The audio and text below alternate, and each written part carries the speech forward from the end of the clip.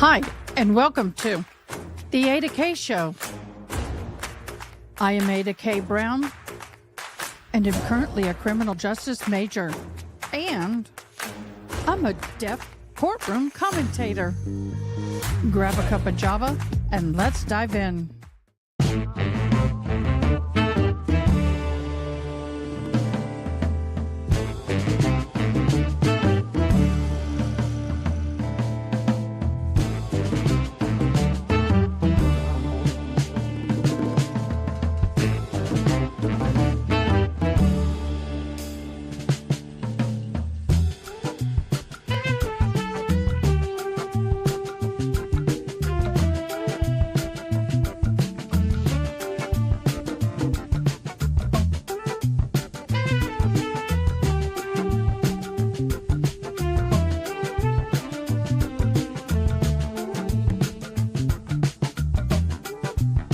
Hello, everybody. We have a wonderful night coming up. We got some interesting things that are happening. I'm excited. Famous up in this house, y'all. I know I make it look like crap. I look like crap. It's okay. All is good. It's been a long day. It's been a wonderful day. Enjoyed it with y'all today. But we got Karen Reed to talk about. We got a lot of documents going on, but I got something special to share with you guys. I am in the commercial. Oh my gosh, for TV. Where were you when the not guilty verdict came through on O.J. Simpson? I know where I was, and I shared it with Court TV. So, here's the commercial. See if you can spot me. Oh, that's not what I need. Nope, that's not what I need.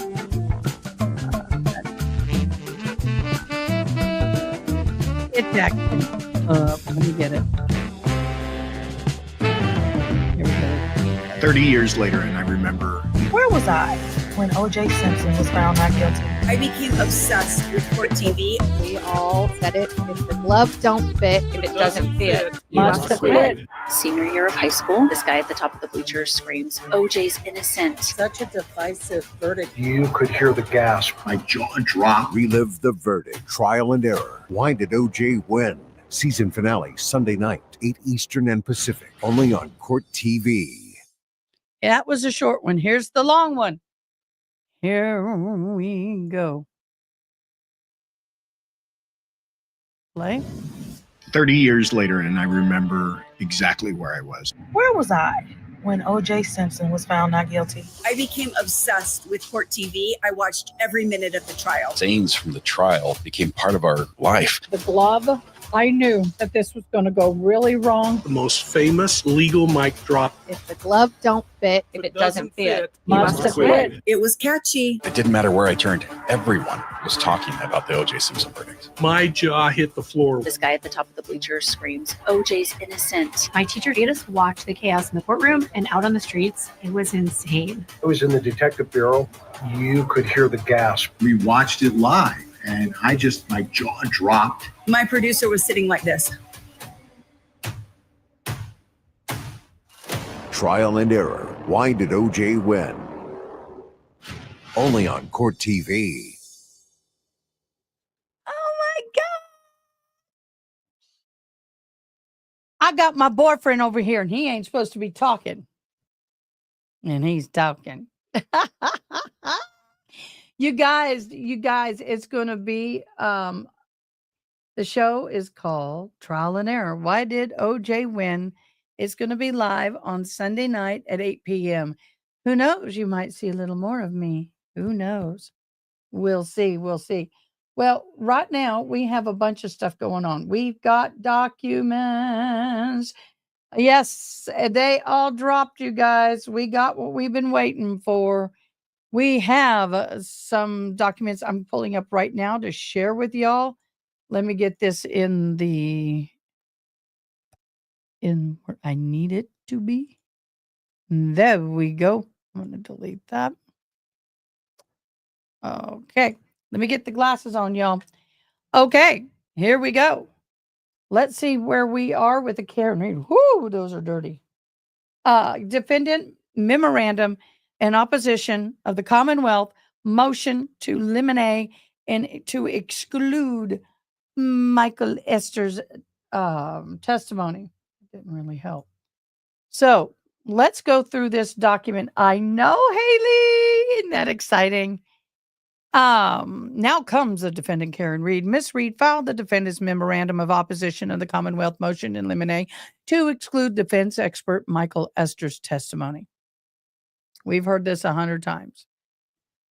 The proffered expert testimony of Michael Esther is plainly admissible under the Massachusetts standard for the expert testimony is relevant and admissible in the furtherance of Mrs. Reed Baldwin defense.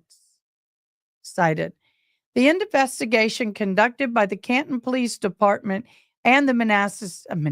I lived in Manassas and I can't quit doing it.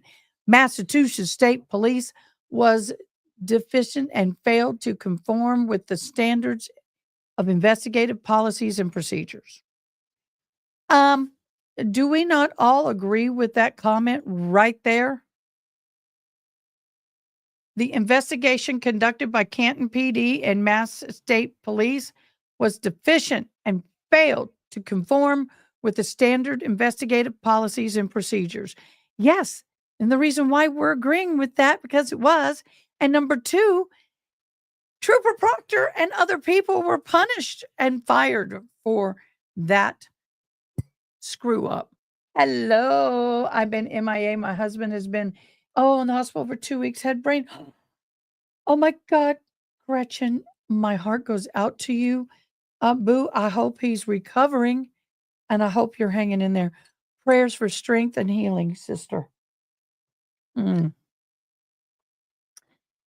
investigation. Okay, the defendant therefore has a right to present the expert testimony of Michael Esther, a retired and decorated agent with the Federal Bureau of Investigation to testify regarding the standard investigative policies and protocol and law enforcement failure to adhere to those policies and protocol in this case. I agree. They have a right to put on their case in chief. And if this is what they're claiming was a problem, then they should have that witness. The mass case law support a defendant's right to call law enforcement experts in an investigative procedure to advocate a Bowden defense. Oh, you're welcome, hon. You'll get there. Just remember 100 years ago, he wouldn't be here because they couldn't have done it. The Supreme Judicial Court has made clear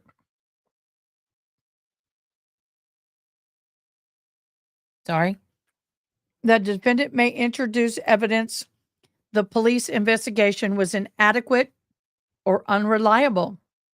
In pursuant to Bowden defense, the defendant may introduce evidence regarding the police investigation in order to create an inference that the evidence at trial may be inadequate or unreliable because the police failed to conduct the scientific test or pursue leads that a reasonable police investigation would have conducted or investigated. And that's the case here. What is reasonable? Canton PD and Mass State Troopers are not reasonable. Why? The head of the investigation, Mr. Trooper Proctor, excuse me,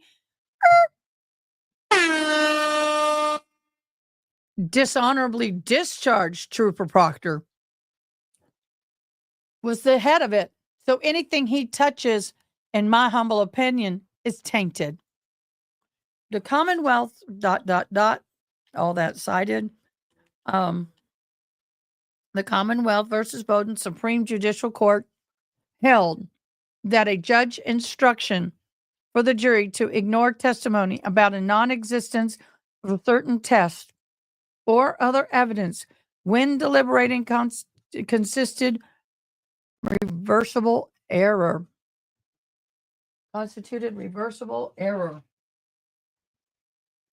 So, the fact that certain tests were not conducted or certain police procedures not followed could raise a reasonable doubt as to the defendant's guilt in mind of the jurors. The judge should not have removed this evidence from the jury consideration, and in so doing, valid the province of the jury. I'll say that right. Wow, that's a tongue twister. To decide whether what inferences to draw from certain evidence cited. While Massachusetts court have not been specifically presented with a challenge by the Commonwealth or the defendant regarding this matter, and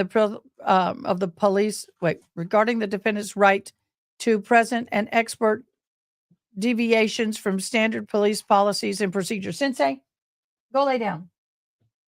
Oh, never mind. I should put boyfriend on camera just to irritate him. So, from the standard policing policies procedures in the Bowdoin context, courts have generally recognized a defendant's right to present this type of evidence and to have taken no issue with the defendant calling an expert to challenge the adequacy of a forensic investigation. So, they should have had the right to challenge this investigation. For example, in Commonwealth versus Wood, I'll read this cite. The Supreme Court judge denied the defendant's request to set aside the verdict on the grounds that he was precluded from admitting evidence that law enforcement failed to investigate a third-party culprit. My dog is going nuts over here. Where there was no evidence suggested the third party was in any way involved in death. Cited. In doing so, however, the courts reasoned that the issue of inadequate investigation was fairly before the jury because of the defense. I lost my place. Denied aside the grounds for admitted evidence that the law enforcement failed to investigate a third-party culprit where there was no evidence of suggested that the third party was in any way involved in the death. In doing so, however, the court reasoned that the issue of inadequate investigation was fairly before the jury because the defense counsel was permitted exclusively cross-examine an officer about his investigation, argued in closing that the investigation was inadequate, and through the calling of its own expert, extensively challenged the adequacy of the forensic investigation conducted by the police.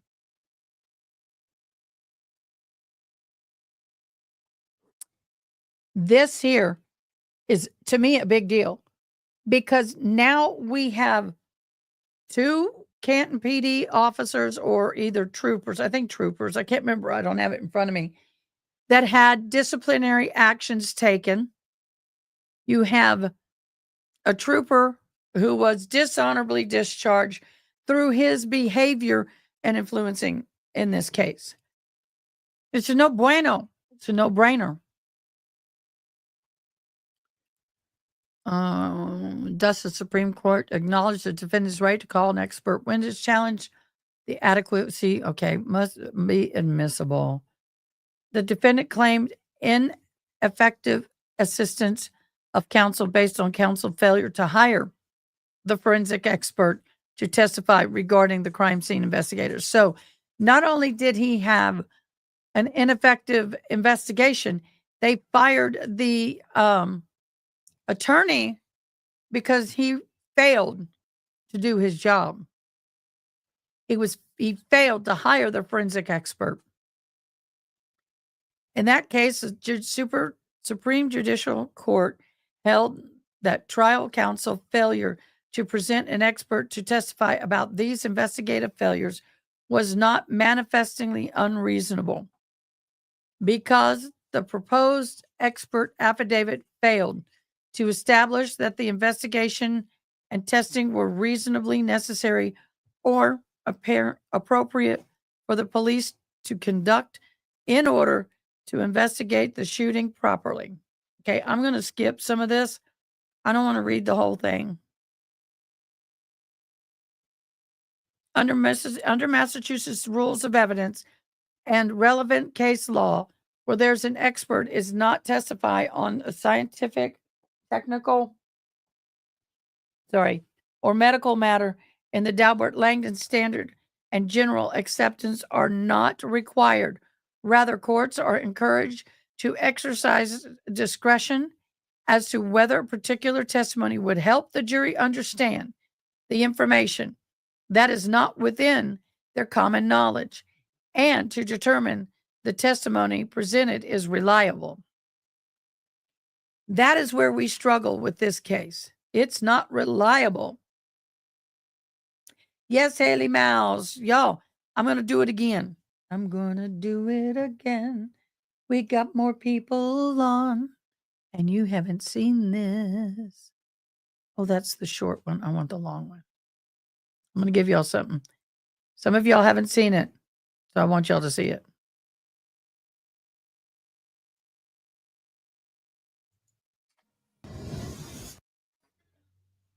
"30 years later, and I remember exactly where I was. Where was I when O.J. Simpson was found not guilty? I became obsessed with Court TV. I watched every minute of the Look trial. who's on Things it. from the trial became part of our life. The glove, I knew that this was going to go really wrong. The most famous legal mic drop. If the glove don't fit, if it doesn't fit, you Must have quit. quit. It was catchy. It didn't matter where I turned. Everyone was talking about the O.J. Simpson verdict. My jaw hit the floor. This guy at the top of the bleachers screams, OJ's innocent. My teacher made us watch the chaos in the courtroom and out on the streets. It was insane. I was in the detective bureau.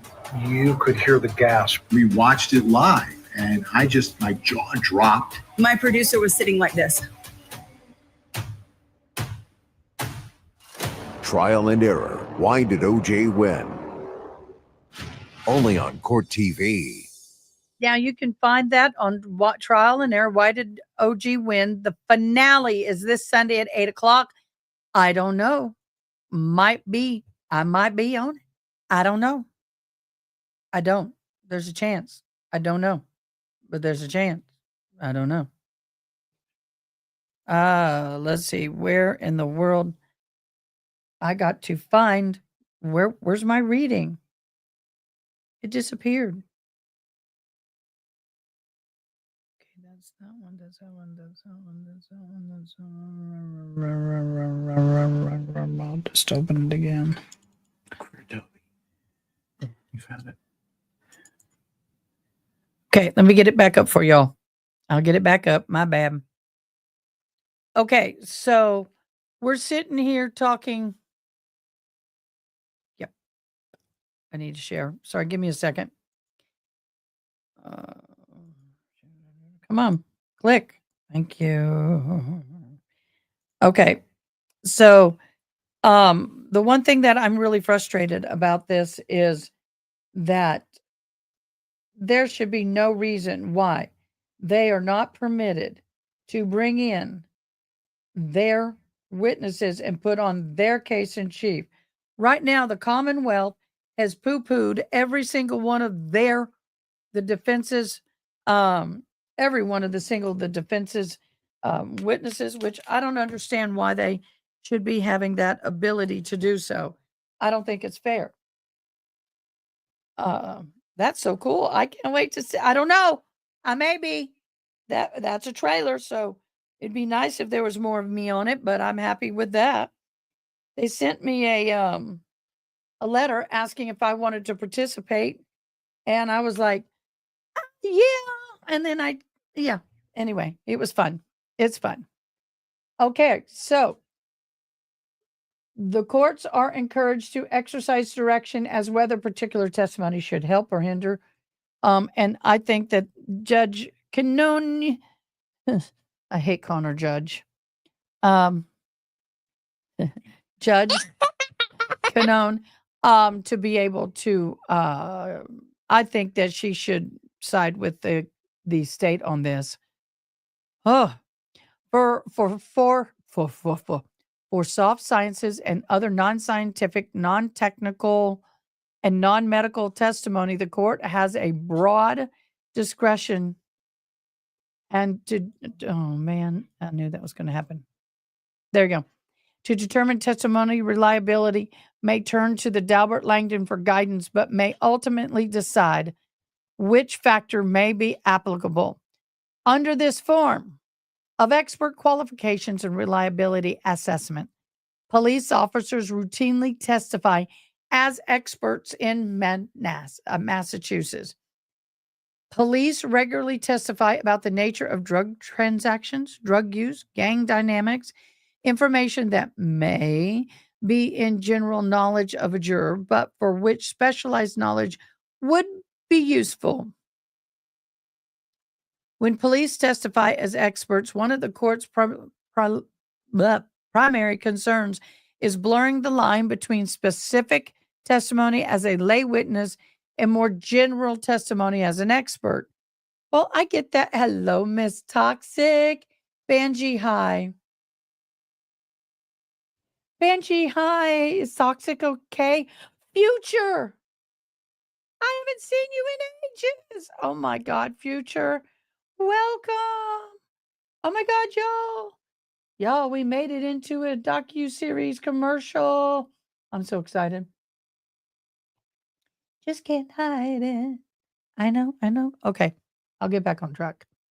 Future, we have missed you. And Banji, welcome. We've missed you too.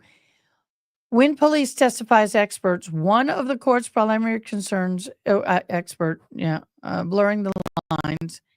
It's easy for the line between specific observations and expert generalizations to become blurred in these situations. For this reason, when possible, the practice should best be avoided. Well, Banshee, send Toxic our love. Zach? Hey, what do you say? Zach is here today.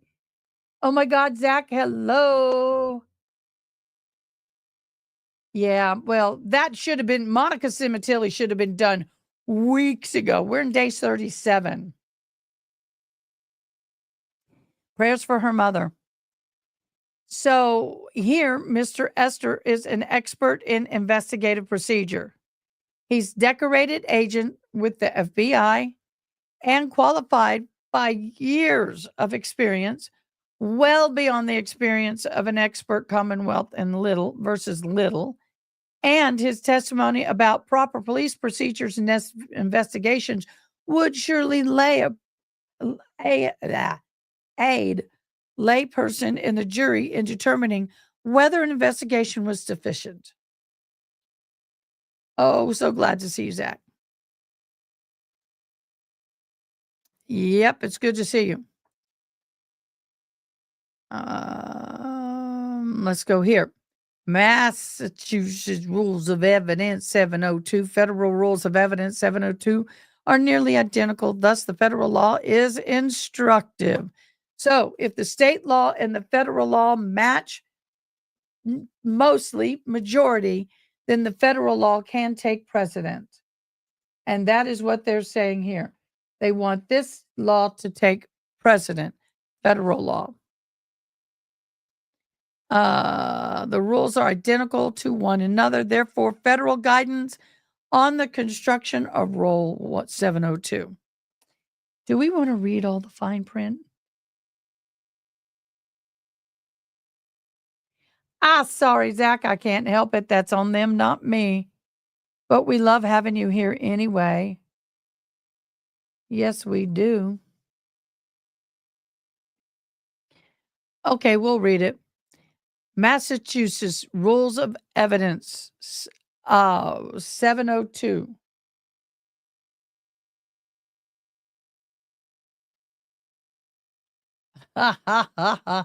Gretchen, ain't that the truth, hon? Ain't that the truth? All right, Rules of Evidence 702.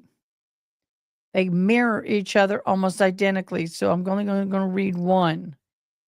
A witness who is qualified as an expert by knowledge, skill, experience, training, or education may testify in the form of opinion or otherwise if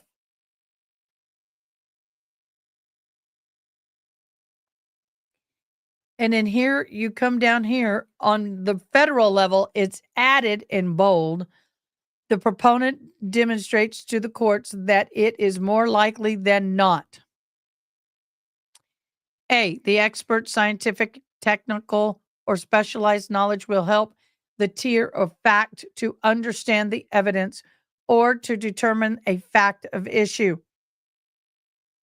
It's the same over here. Everything's the same.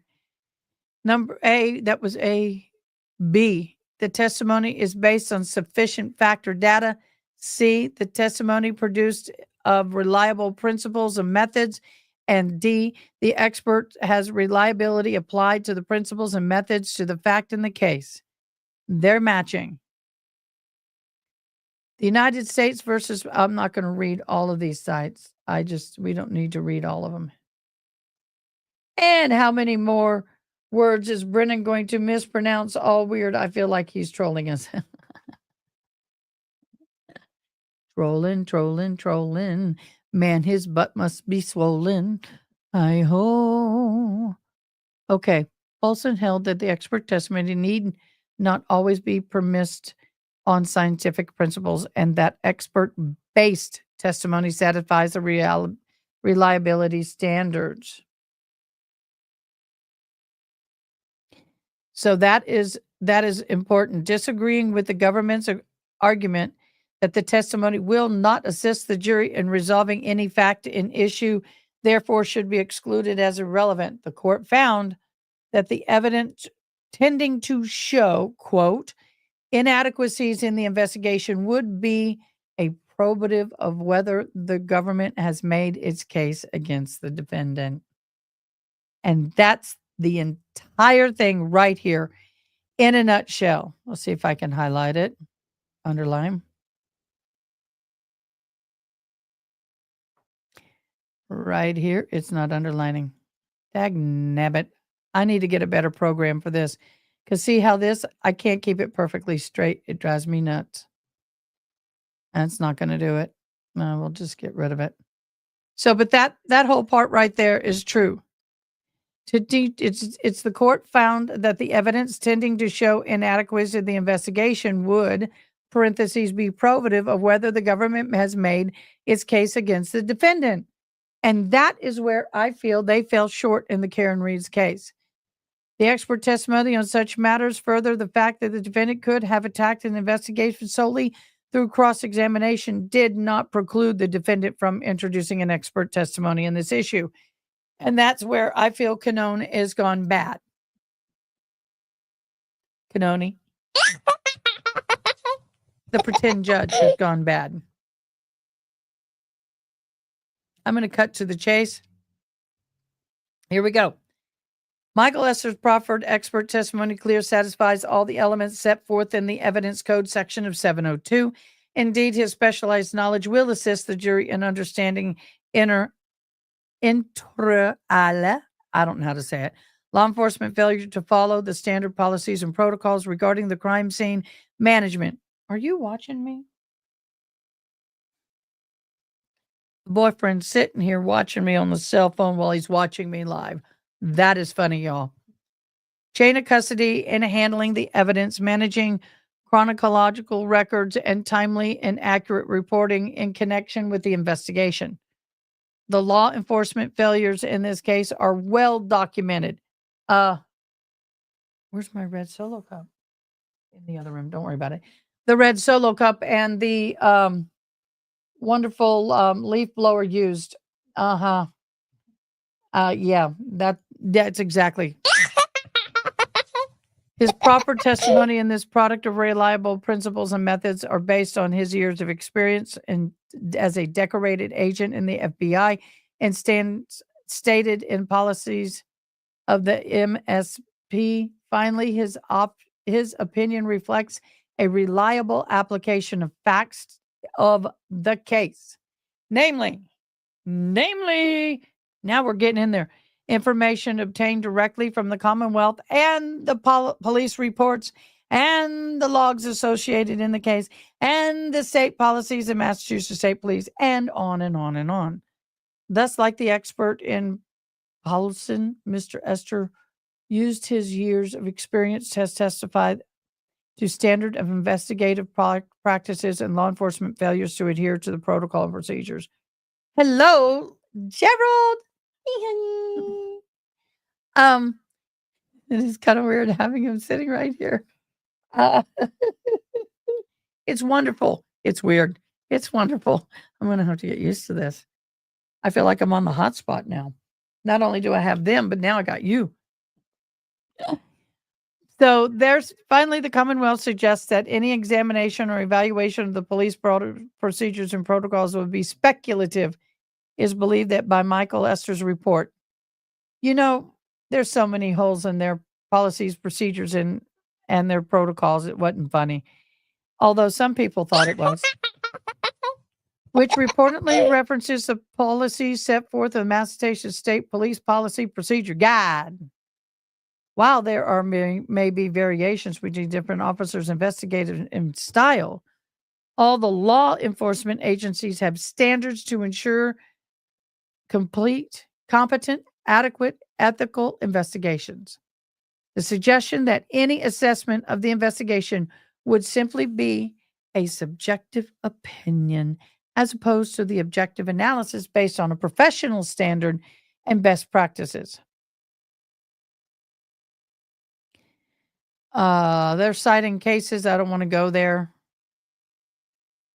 During oral arguments, the Commonwealth repeatedly implied admitting that Mr. Esther's testimony would create some sort of slippery slope. The Commonwealth suggested if Mr. Esther's testimony is admitted, that the Commonwealth could then bring their own expert to refute Mr. Esther's testimony. That is true. The Commonwealth is permitted to refute Mr. Bowden's testimony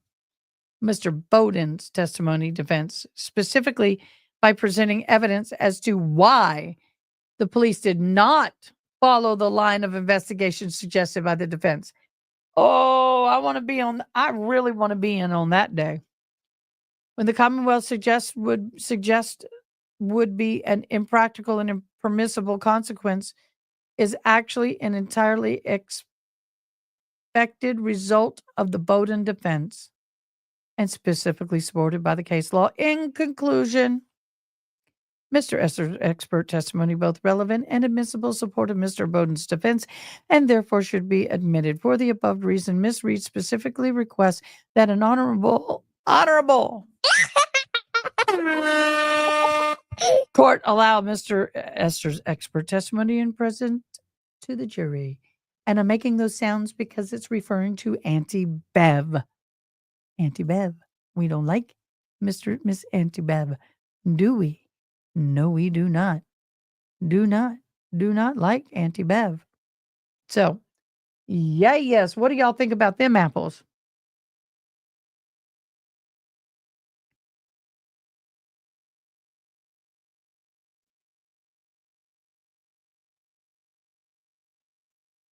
I'm trying to bring something up.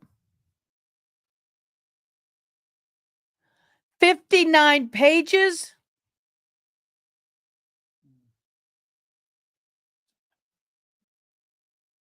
It's a appellate review. Let me see. Is this the appellate issue answer? So I guess they denied. I'm skipping to the end. I want to see. That's where I'm going.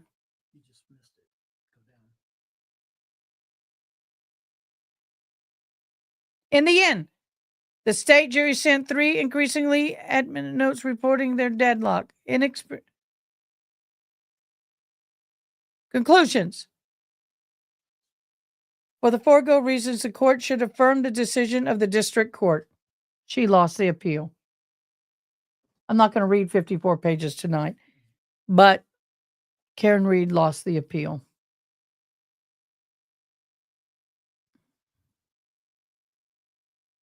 I shouldn't be surprised.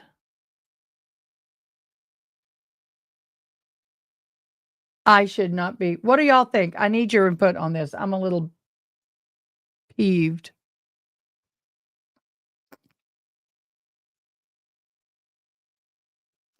And another 27 pages on whether or not, oh, I'm not going to read the discussion on the 27 pages tonight.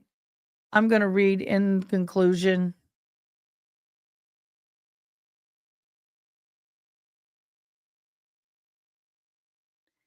I really feel bad for her.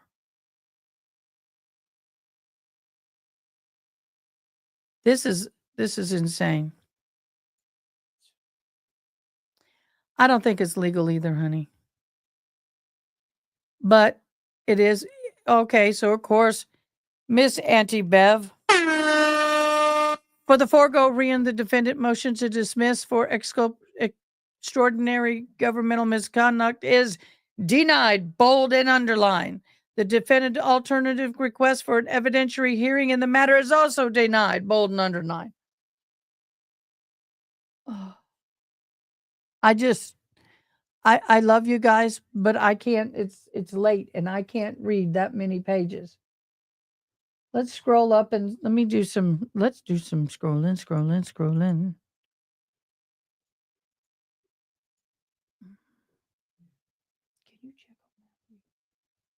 That sounded funny. My son does not feel well, guys. He's really struggling. And I'm worried about him. He's had a migraine. I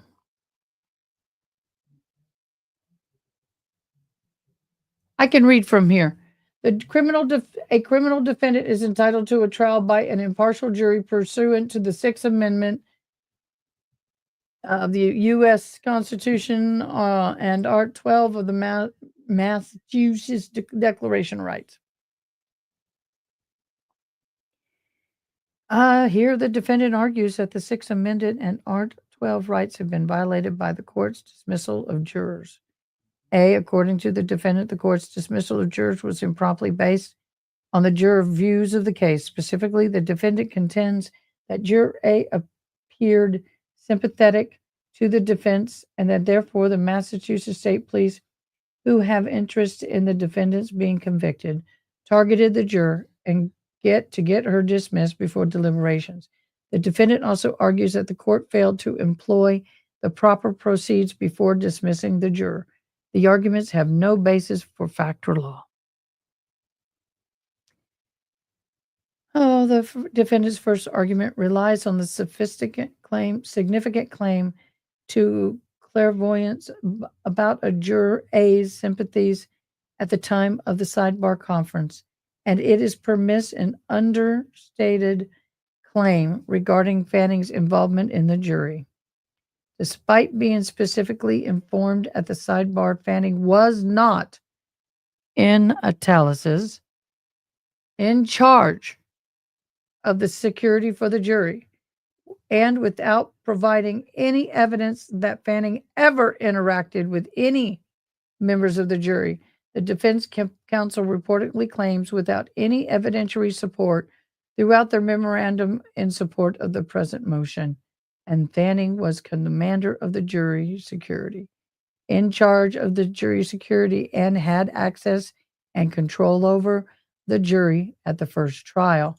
Well, he kind of did, but I felt that was a weak argument on that. I felt that was weak. That was, I think, the weakest argument they had. So I'm going to skip Fanning's. The trial court is responsible for the jurors, yada, yada, yada.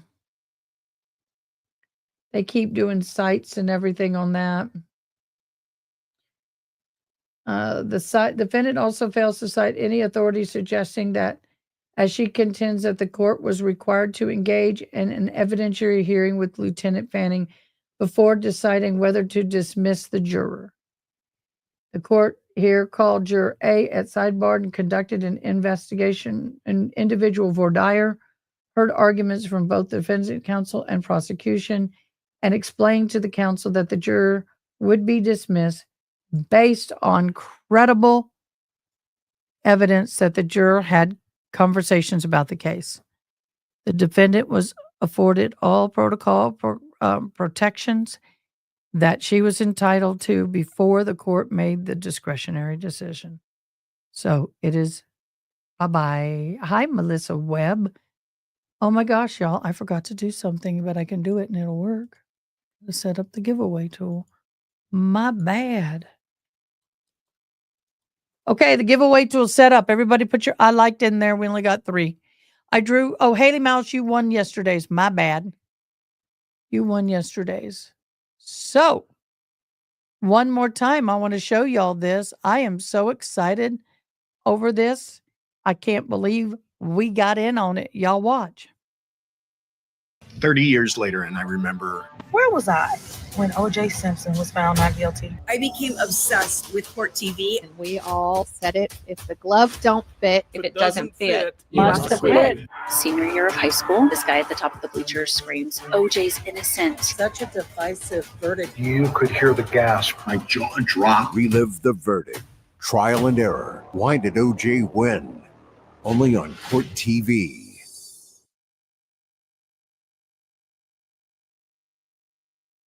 Here's another one. No sound? When O.J. Simpson was found not guilty. I became obsessed with Court TV. I watched every minute of the trial. Scenes from the trial became part of our life. The glove, I knew that this was going to go really wrong. The most famous legal mic drop. if the glove don't fit, if it doesn't fit, Must have quit. It was catchy. It didn't matter where I turned. Everyone was talking about the O.J. Simpson verdict. My jaw hit the floor. This guy at the top of the bleachers screams, OJ's innocent. My teacher made us watch the chaos in the courtroom and out on the streets. It was insane. I was in the detective bureau. You could hear the gasp. We watched it live, and my jaw dropped. My producer was sitting like this. Trial and error. Why did O.J. win? Season finale tonight, 8 Eastern and Pacific. Only on Court TV. That is Sunday night, you guys, at 8 p.m. on Court TV. I accidentally rolled the wrong one. But Sunday night at 8 p.m. I don't know. You may be on. I don't know. We'll see what happens. But I think we all ought to watch it. I may do a Sunday night Discord. I may do it on Discord. If y'all want to watch that on Discord with me, we can do it. We can do it. Okay, guys. I was not going to make this a really long live. I wanted to just hop on and kind of get y'all that information out there. We will do more of a dive another day. Tomorrow is my birthday. Honey, what you getting me for my birthday? Honey, what you getting me for my birthday? Can y'all hear him? He goes, you'll find out. Will they find out? Are they going to like it? Am I going to like it? I should. They should. I should. You guys, I have not had any time off in months other than hours here and there. So tomorrow we are not going to be live. But Friday we will be live with the Cemetilli. And then Thursday, I won't be live. I have a friend who's got to have an eye procedure done. It's really nasty. They put a bunch of needles in the eye. So I'm going to drive them to San Antonio for them to get that done. And so I will not be here Thursday. I need to take some time for me. I've been sick. Hi, Gerald Lofton and Melissa Webb. That's Haley Mouse. Haley, he's sitting next to me. I can touch him. He's real. He ain't fake. He's not just something in the computer. So anyway, tomorrow we're going to celebrate my birthday. Thursday, I'm going to go spend time with my friend and help them out. And then Friday we'll be back. Sunday Night Live will happen. I need to figure that out. And so we're just going to move on. I do have to give my voice some rest, y'all. It has been such a struggle to keep talking. Even just this bit now has been hard. And I don't want to hurt myself. So Let me see, live communications. When did that drop? 646. What was that? Yeah, no, we won't do that. Okay, I'm just making sure I didn't miss anything. I'm looking in Discord. I want to thank all of y'all between Facebook, YouTube, and X for hopping in. Appreciate y'all so very much. I told you I'd come in and we'd look at the documents and get the information. So, everybody, well, late, we got to do the drawing. Gerald has not won yet. Have y'all noticed? Have y'all noticed? Gerald hasn't won yet. Why? See, this, look what happens, Gerald. In order for this just started. In order for me to see that, I have to do that. That's their program. They've updated. They added this. They've added this. So it's a program thing. It's a program. I'm a part of the beta club.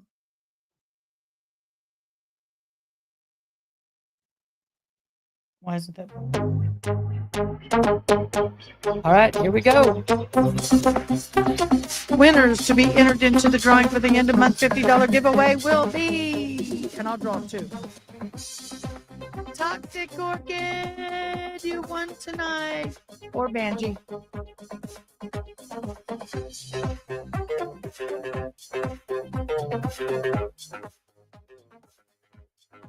And the next one will be Gretchen. Woohoo! Welcome, girlfriend. Okay, each one of y'all have gotten in to the giveaway that will be done at the end of the month. Of course, every subscription, every like, every comment, everything you do gets you entry. So please, please, please keep doing it. I appreciate you.